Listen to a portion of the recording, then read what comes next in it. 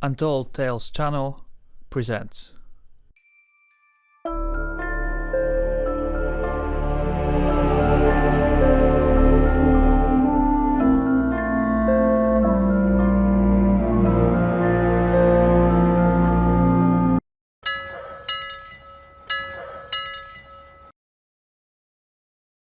Weekday at the lake.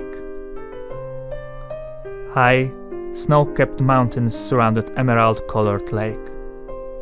The fainting late October sun rays were stroking my face and the surface of the lake, which was sparkling with joy in return. I was on my old, rusty yellow boat called Home. I threw out the anchor.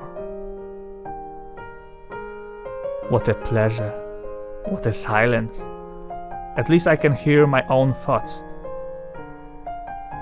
That's what I needed to finally do something valuable. I enclosed myself in a cabin like I always did and started to write down undistorted thoughts on sheets of papers. I spent 3 inspiring hours in such a way. It didn't end up right there, however. My aim was not to isolate myself from the others. On the contrary, I was about to have excessive company. I pulled up the fishing nets on board. My hunt was a huge success. That's good, cause I was starving. I observed tens of small fishes moving nervously in a futile attempt to escape. What a wonderful start of my weekly fishing trip, I said aloud. I had prepared it in advance. The cutting board, knife, and obviously my camera. I liked to record it all. I think it is a good practice to analyze one's own actions and draw conclusions from them.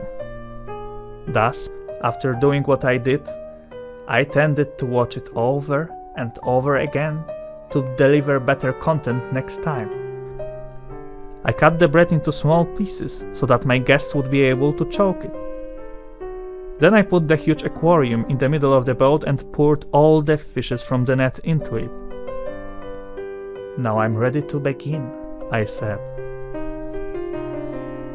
Ladies and gentlemen, we gathered here in order to discuss something of great importance.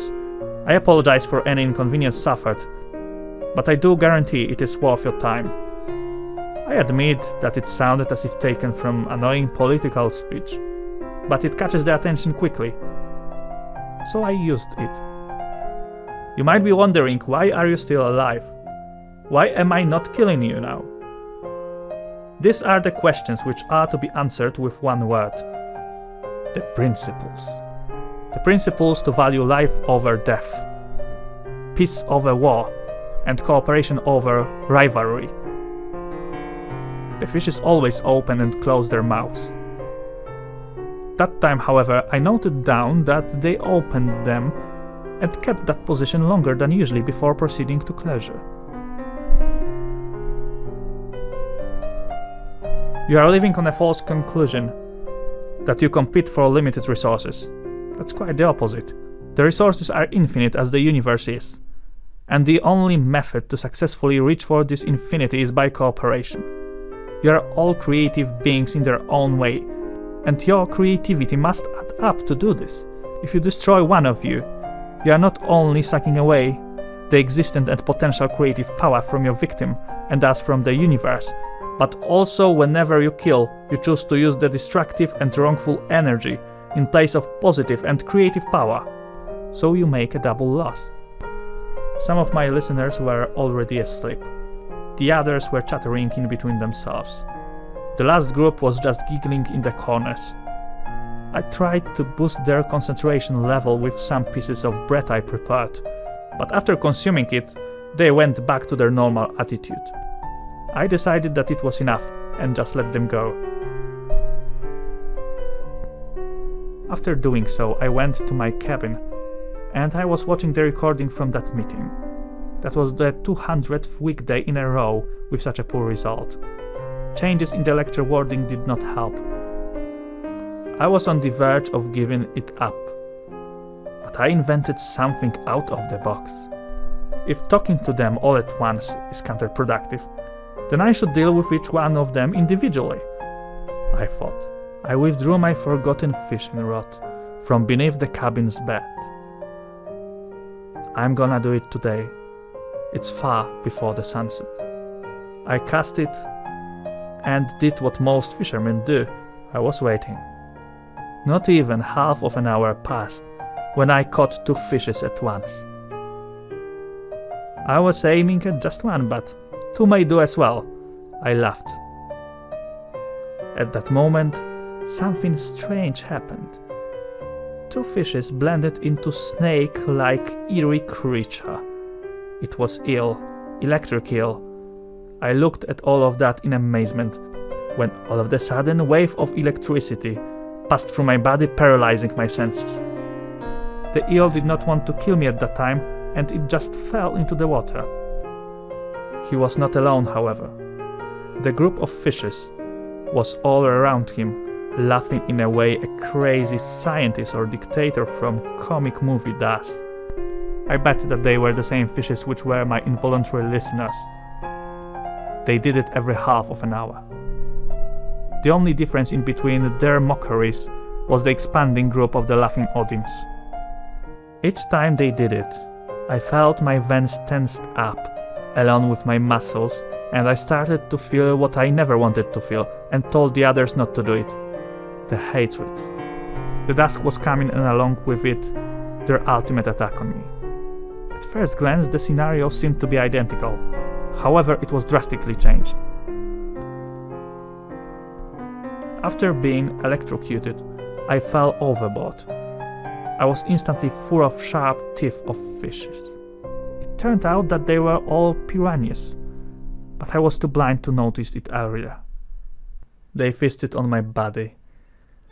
Innumerable wounds were made. Left foot fingers were chopped off. Why are they doing this to me? I thought. I showed them mercy and wanted to see peace in their hearts. I wanted to share my vision with them. They are not thankful for that, however. They regard it as a weakness and want to exploit it. They see everybody as a potential enemy. Good and forgiving enemy is a weak enemy, one that is easily derided and then killed. That's their logic. They didn't understand anything else. They operate in a different environments, breathe in a different way, and are not open to change the environment or the way they breathe. It's either me or them, I reckoned. I liked outdoor adventures, so I was carrying along with me the huge knife. I withdrew it from the inner pocket of my jacket and did several slices in the air. 1 week after, I was sitting on a throne made of algae, wearing a crown of starfish. I must have looked really stupid. My body was covered with fish scale. I had tail, fins, and gills. I became a fish. The most cruel fish of all of them. I killed for hunger, pleasure, but most importantly, to show my domination. It was not to be achieved in any other way, wasn't it? It was not that difficult to do so. A week before, I was on the brink of death, and just a few of the piranhas' death earned me the respect in the eyes of the others. Later on, it just became my habit, and I went up in the hierarchy to the top level. I couldn't have felt any trace of satisfaction, however. King, please lead us. The piranha in the rank of minister swam towards the throne and asked for this. As always, I replied, accompanied by a shoal of fellow piranhas. I was on the quest to hunt whatever would stand on our way. What really was standing on our way was the fisher net. We got all caught. He took us on board. Instead of killing and eating us, he just poured us into the aquarium and looked as if he was talking to us. What kind of imbecile he was. He kept on talking and talking. King, do you understand what he says? Started the piranha in the rank of Secretary of State. Who would care? Perhaps just a piece of crap, I said. When I said so, One terrific conclusion ran through my mind. The man who was giving a speech was just me. That's impossible. "Did you say something, King? Shall we attack?" asked the piranha in the rank of the Minister of War. "Not right now. But all of you keep your positions and be ready for attack." "Maybe we should ask the eel for help," proposed the piranha in the rank of the Minister of Foreign Affairs. "It won't be necessary. Not this time," I said. I strongly wanted to cut that sick time loop no matter what. After he, that is, me, was finished with his worthless speech, that is, whatever, was just about to set us free. When he was pouring us from the aquarium into the lake, I shouted, "Hey you! Do you think that being gentle and encouraging others to be gentle is a good thing?" As I expected it made, the previous version of myself fell overboard. My comrades quickly surrounded me and started to bite him off. As it might be envisaged, the previous version of myself withdrew the knife and wanted to strike back. But I took the lead. "Move back, comrades. I will finish him," I said, and obviously all the other piranhas obeyed my command. That was a spectacular duel. Me versus previous me. Softness and goodness versus evil. I didn't know that I was the most vicious and unpredictable enemy of myself. I was even sad that worst side of me won. I have just eaten myself to the last piece without cutting to smaller elements. It was difficult to swallow, but at least I had it over. 2 weeks after. I might have stayed among true piranhas. After swallowing previous version of myself, I got my hands and legs back, with all the other fish parts remained. I had the strange desire to leave that forsaken lake, so I crawled into the boat, turned the engine on and ended the weekday, which in fact took the whole week. Surprisingly, I was not happy with that. Now, I was ready to go back to my working place. I was a businessman.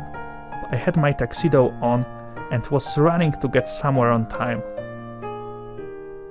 It struck me that there are some other half piranhas around. That fact, however, did not console me. There was one man who was sticking out of the crowd. He had long, black leather coat, and it appeared as if he was hiding something in it. He approached me and said, "Do you need something, sir?" he asked, and showed some items that were sticking to the inner side of his jacket. The whole situation pointed towards obvious conclusion about legitimization of his goods. "No, thanks," I replied briefly. "Of course you do. This one would be just for you." He showed me the silver alarm clock. Are they still selling them? I thought. No, thank you." "Oh, come on. Don't you want to wake up?" "I don't have any problems with that. I mean, you swallow it and wake up without your piranha body. And that is too late. Too many sins." "It's never too late. How many attempts did you make to be good?" 201. "You lacked the persistence then. Maybe you should have tried 202. Maybe you should have made another speech instead of pulling the knife. But the goodness just can't be extracted. You still can make it." It was so illogical that he knew all of that stuff. Anyway, he was so convincing that I bought that silver alarm clock, and following his advice, I swallowed it. It was ringing, ringing, and ringing. Thankfully, I just woke up. I was again four-headed lizard from the swamps, from the faraway galaxy. But a good lizard who always follows and believes in good principles, and will never abandon them. Author's note. Thankfully, I don't go on fishing trips on the lake anymore. Just too many things to lose.